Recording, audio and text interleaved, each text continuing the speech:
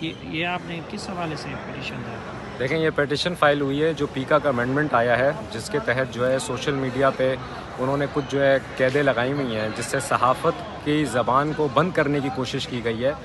اس کے خلاف یہ پیٹیشن فائل کی ہے، جس میں کراچی یونین آف جرنلسٹ ان کے صدر جو ہیں وہ آئے ہیں، اور سوسائٹی آف کورٹ رپورٹرز جو ہیں ان کے جنرل سیکرٹری وہ سامنے آئے ہیں، ان پیٹیشنرز ہیں ہمارے، اور اس کے تحت جو اس امینڈمنٹ کو چیلنج کیا گیا ہے. تو اس میں آپ نے کیا کیا شکیں دی، کیا کیا ان کو بولا ہے کہ بھائی ہائی کورٹ سے کیا استدعا کی ہے؟ اچھا، اس میں بیسکلی ہم نے سمپل ڈیکلیریشن یہی مانگی ہے کہ یہ غیر آئینی قانون امینڈمنٹ ہوا ہے،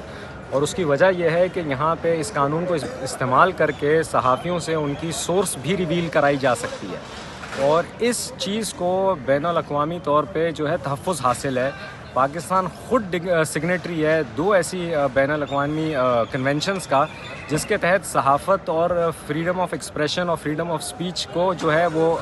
حقوق دیے گئے ہیں. تو لہٰذا اس کو ختم کرنا، آرٹیکل 19 جو ہمارے آئین کا ہے وہ خود جو ہے ان چیزوں کی اجازت دیتا ہے کہ آپ کے پاس اظہار رائے کرنا ہے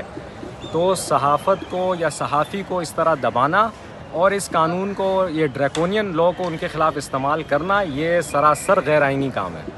تھینک یو.